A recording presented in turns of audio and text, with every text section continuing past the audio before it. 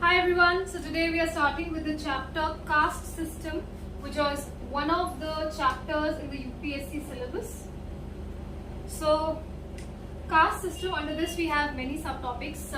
Firstly, it's mentioned perspective of different thinkers on the caste system like G.S. Ghurye, Louis Dumont, etc. etc.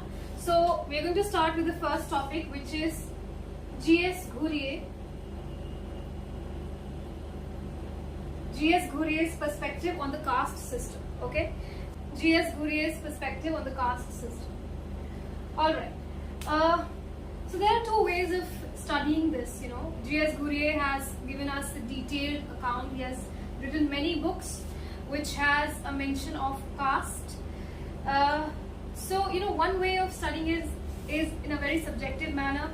You can just keep on reading what kind of a perspective Ghurye has given us on caste. The other method is objectively studying it, like in points. So we study some points which Ghurye has given us on caste, and based on that we try to build our answers, because the main aim, no matter how much you study, the ultimate aim is to build good answers that is going to fetch you marks in your exam, right?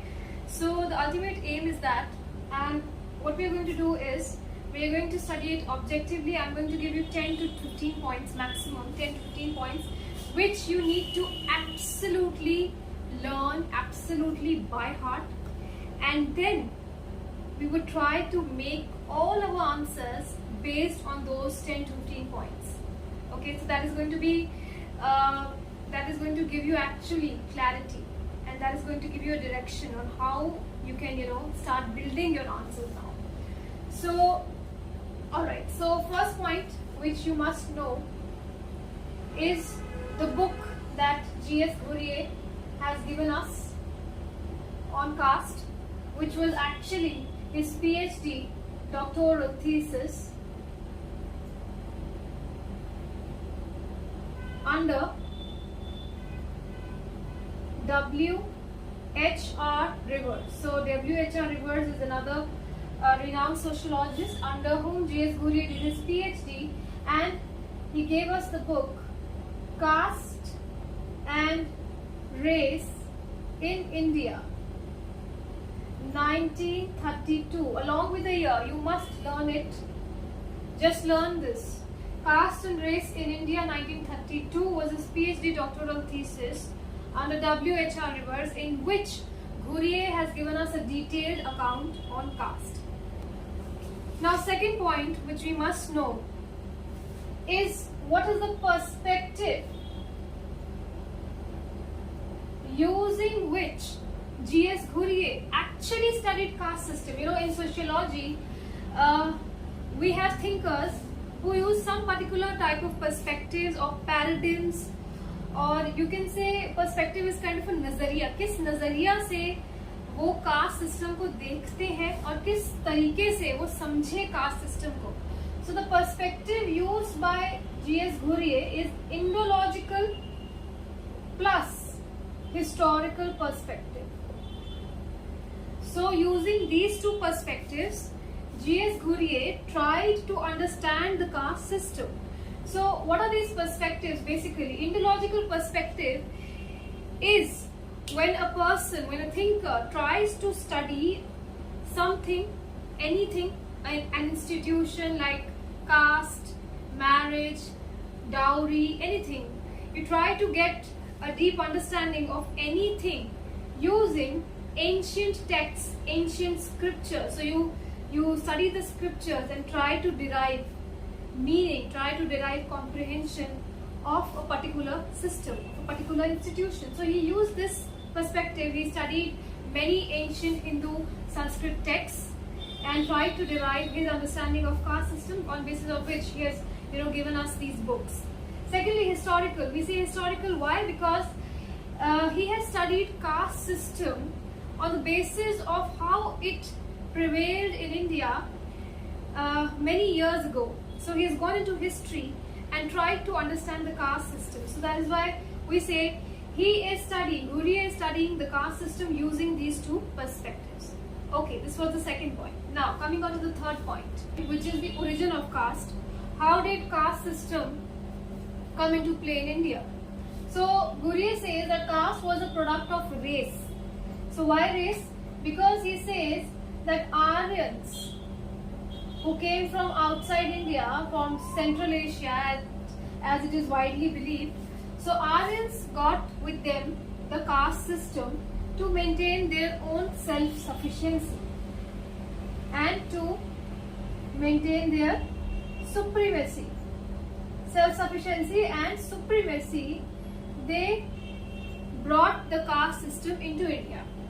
Next point, origin was because of race. Aryans got the caste system into India. Now how did it spread?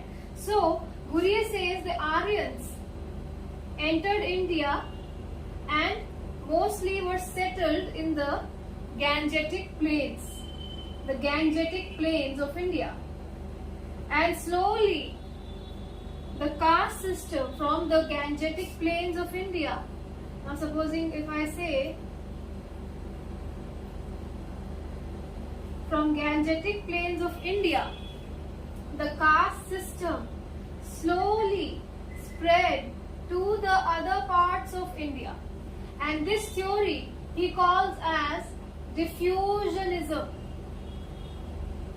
Diffusionism, inspired by W.H.R. Rivers. So diffusionism is a perspective using which W.H.R. Rivers understands his theories. So this, as I told you, every thinker uses some particular kinds of perspectives to understand the institutions of the society. So W.H.R. Rivers, you remember W.H.R. Rivers is the one under whom J.S. Gurye did his PhD. So obviously he got inspired by W.H.R. Rivers, and to explain the spread of caste, Gurye uses diffusionism theory and says that the caste system originally came into the Gangetic plains brought in by the Aryans and then spread to the other parts of the country, including the South India as well. So please do remember this point, origin and spread. Fifth point. Starting from here, actually J.S. Gurye has done things simple for us. He has himself given us 6 features of caste. So starting with the first features, which is segmental division of society. So Gurye says that the caste system actually divides the society. Supposing this is the society, so caste actually segments it into various castes. So this is caste 1, caste 2, 3, 4, like that. So basically he sees caste as closed, mutually exclusive,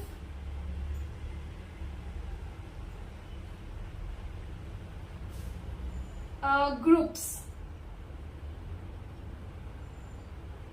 So castes are closed, mutually exclusive groups whose membership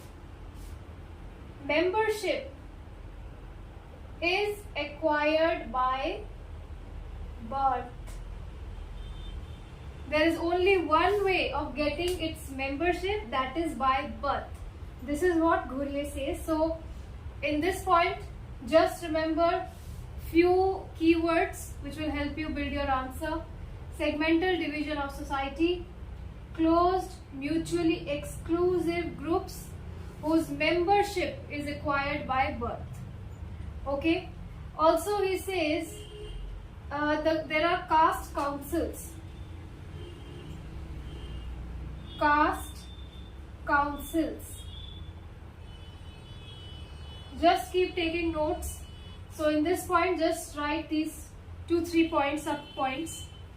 So there are caste councils which perform legislative, executive and judicial functions for the caste members. Okay, so there are caste councils जो ये सारे functions करती है, and they help to maintain the unity in the caste groups. Okay, so these 4 subpoints you must know. What? Close mutually exclusive groups, membership is by birth, caste councils perform legislative, executive and judicial functions, and caste councils help to maintain the unity in that close-knit caste group. Okay. Next point is restriction on feeding and social intercourse. Okay, so restriction on feeding means interdining of different castes. Interdining of different castes is not allowed.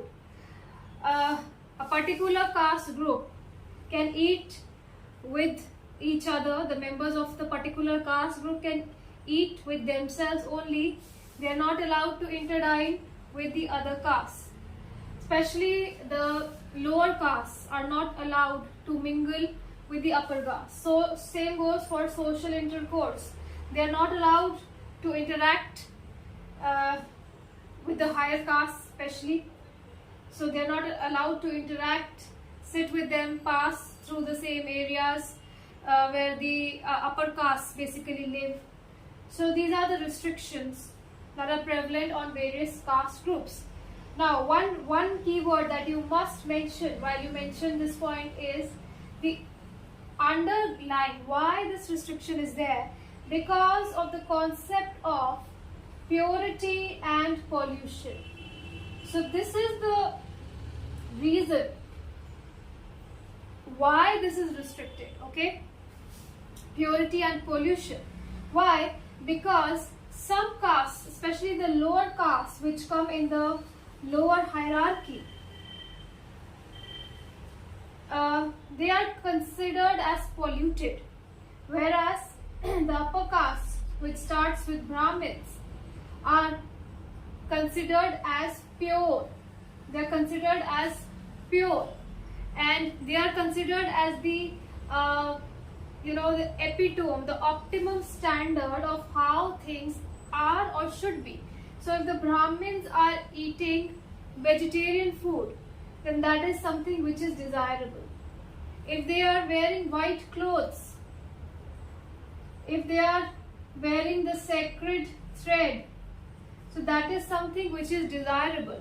So anything which the Brahmins do is considered as desirable because they have been labeled as pure.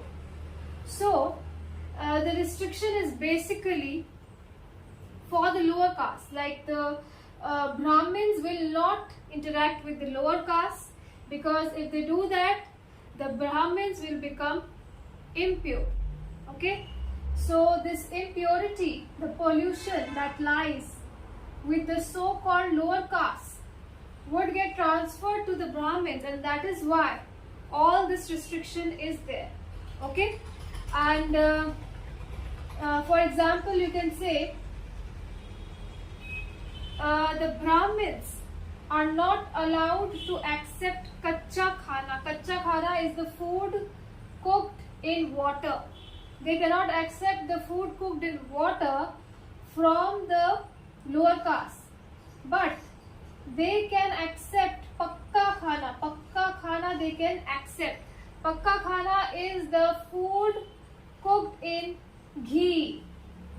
That khana they can accept from the lower caste also. So these are some kind of a peculiar rules that prevail in the caste system. So through this example, you can explain what kind of restrictions are there on the various caste groups.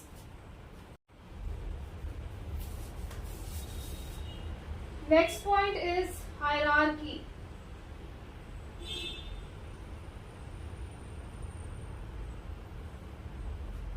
So Uriye says that the castes are close groups, so they are ranked in order, like 1, 2, 3, 4. यहाँ पे हमेशा ऊपर तो Brahmins ही आएंगे, they are fixed, right? So he says the castes are ranked in an order, and this order sometimes can vary according to region, but more or less it is the same, and the castes always have a hierarchy. Okay, next point. Next point is civil and religious disabilities.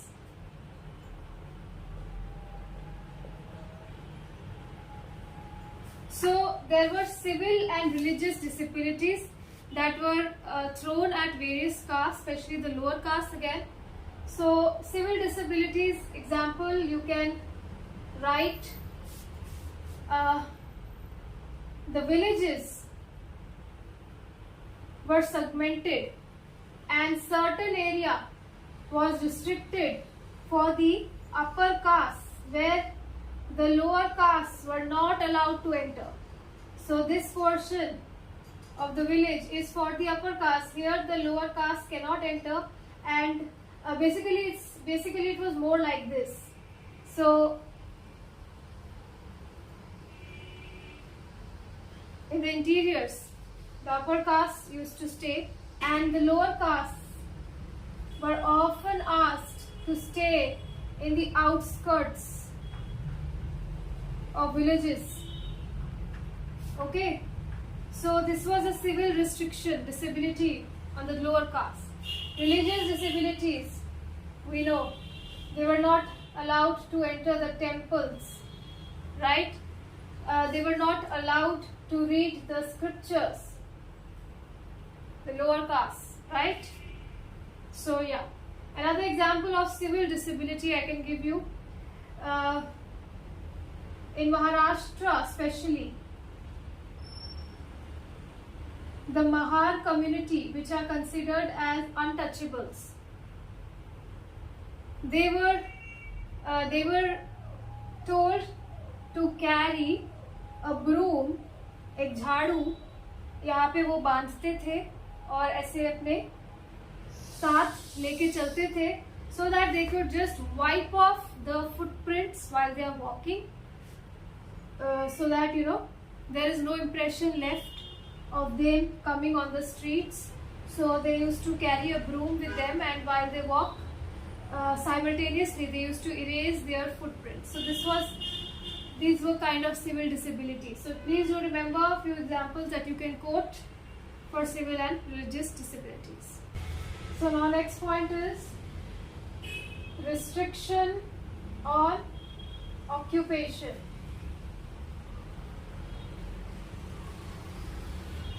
Okay, so here you can give the example. The Brahmins